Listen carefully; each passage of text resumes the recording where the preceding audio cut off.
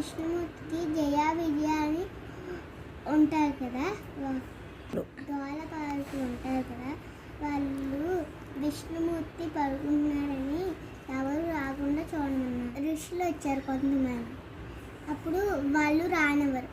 విష్ణుమూర్తికి దూరం అయిపోవాలని శాపం పెడతారు. ఇప్పుడు విష్ణుమూర్తి లేచి చూస్తే ఋషులు వచ్చి ఉంటారు. ఏం చేయలేమా అని విష్ణుమూర్తి 7 జన్మల 3 జన్మల తీసుకోమంటారు. జన్మలు దూరంగా ఉంటారు, 3 జన్మలు దూరంగా ఉంటారు, 3 జన్మలు శత్రువులుగా ఉంటారు. అప్పుడు వాళ్ళు 3 జన్మలు తీసుకున్నారు. ఇప్పుడు దాని తర్వాత ఫస్ట్ జన్మ చూద్దాం. హిరణ్యకశిపుడు అని పుడతారు. ఒకరోజు భూమిని దాచారు. వర అవసరంలో నరసింహ వచ్చి ఆ విష్ణుమూర్తి వచ్చి ఆ రాక్షసుని చంపేసి తీసుకొచ్చారు భూమి. దాని తర్వాత అందుకని తన తమ్ముడిని చెప్పేశారని విష్ణు మీద కోపంగా ఉంటారు.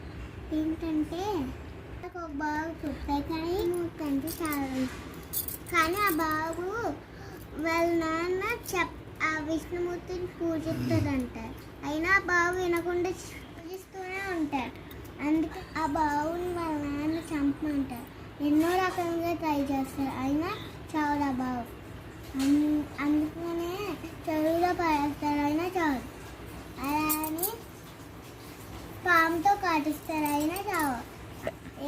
ఏంతో తొక్కిస్తారు, అయినా చావు. అయినించి తోసేస్తారు, అయినా చావు. అందుకే ఇంకా నేనే చంపుతామని ట్రై చేస్తారు, అయినా అవ్వదు.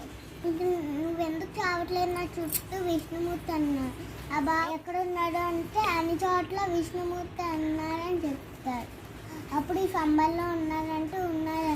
కొంచెం స్తంభం బదులు కొడతారు. దాంట్లో నుంచి నరసింహ అవతారం వచ్చి ఆ రాక్షసులందరినీ చంపేస్తుంది.